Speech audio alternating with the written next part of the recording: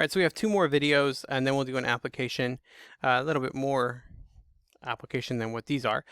So there's a calculator for this problem, so we can look at it. But we have some plate here, and it's being submerged, and we want to find out what is the pressure being applied to this plate. And it doesn't matter if you think from the front or the back, it's the same pressure, front or back. It's a stable water, it's not moving, and so that plate is just sitting there.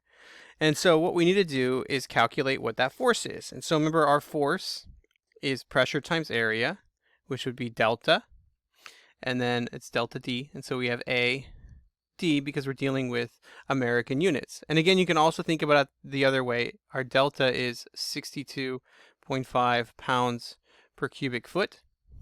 So we know that that's the force that's being applied as well, that it's 62.5 times A times D. So what I'm talking about is that little rectangle we were talking about from before. Come on, red. Red. There we go. We have some rectangle there, and you want to think about it is as we move down, right, the force is going to become stronger and stronger as we get to the bottom. There's more weight of water being pushed down, so that pressure is going to be more here than it will be here. So we've got to make one rectangle as a reference, and then we can use our integral to calculate it all the way down. So what we're going to end up doing is making this 0, because that's the very beginning of the water. And so if you add these up, we have 3 and then 8 feet. So this would be 11 feet, and that would be 3. It's good to mark the different depths here over here. We're talking about, again, this is our x plus.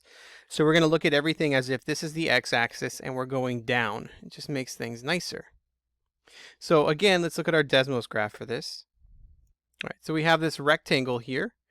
Right in here, it's a rectangle as well, but you can see it's submerged. We got it 3 feet down, it's 8 feet long. And so that rectangle is right here, and it's a reference rectangle. So again, we're going to be using the integral to calculate all of those forces being applied to it. So we have some pressure being applied to this area, right?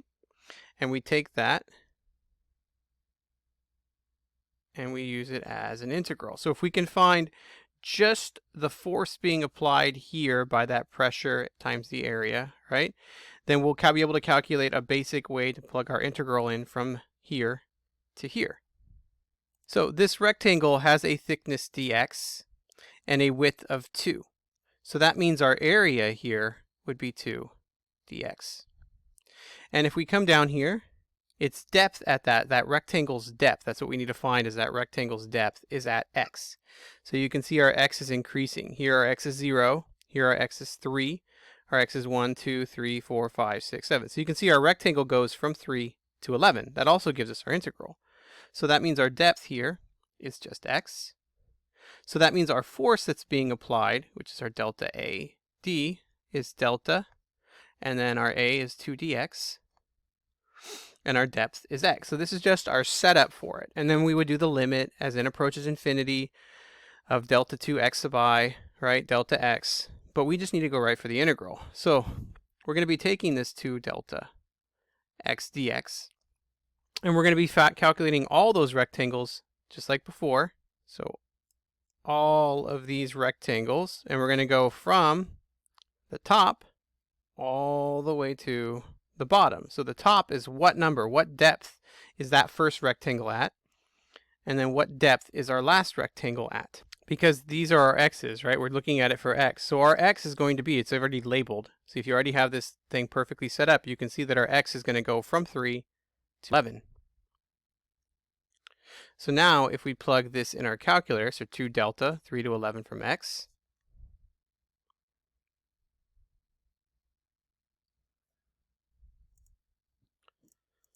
we go math 9, and then we go from 3 to 11, 2 times 62.5 x dx, and hit enter, we get 7,000.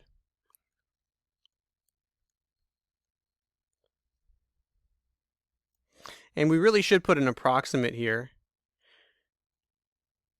because we're not dealing with an exact density there. It's just an approximation to begin with. So 7,000 pounds of force are being applied. All right, let's make it a little more interesting now. How about a triangle that's underneath there? So let's look at the triangle first with Desmos.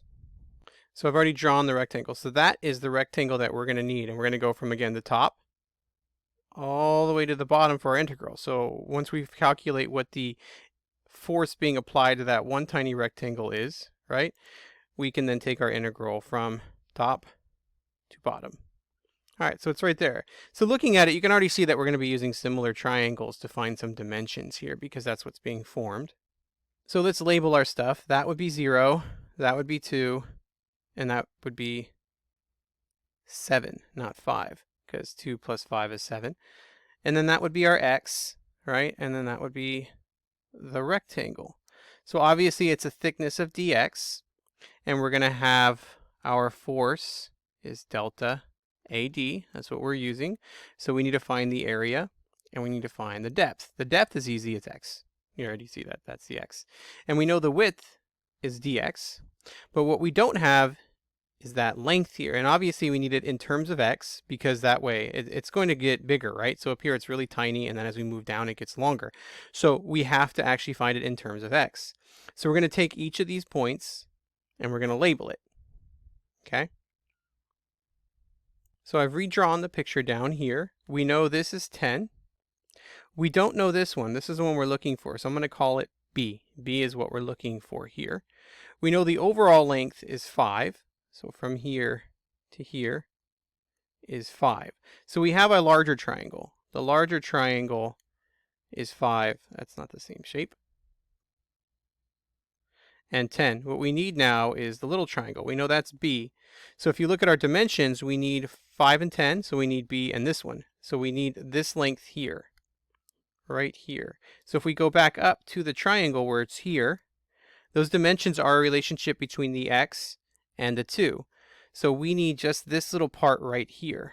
So anytime you want to find the distance between two things, you just subtract them. So x is the larger, so it would just be x minus 2. So that's x minus 2. That's x minus 2. Now we can use similar triangles, right? So 5 is to 10 as x minus 2 is to b. And the dimensions we need right here is we need that b. In order to find the area of that rectangle, we have to have the b. So if we cross multiply this, right, this would be 5b equals 10x minus 20. Divide by 5, divide by 5, divide by 5. 2x minus 4. So it's really 2x minus 4 for our area, times dx, of course. Now we can plug it in. So we go, let's put it all together up here. So our force would be delta 2x minus 4 dx times x. So putting that together would be the integral. I'm going to put a line here, squiggle, so we have it. And our x is going from 2 to 7 of this.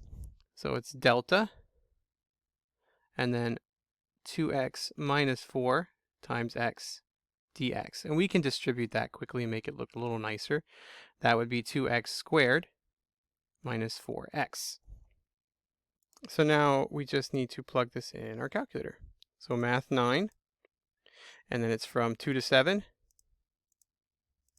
delta, so 62.5 times, and then we need that thing in a parenthesis, so 2x squared minus 4x, close it. All right, so that's the inside, dx, hit enter, and we get 83.33.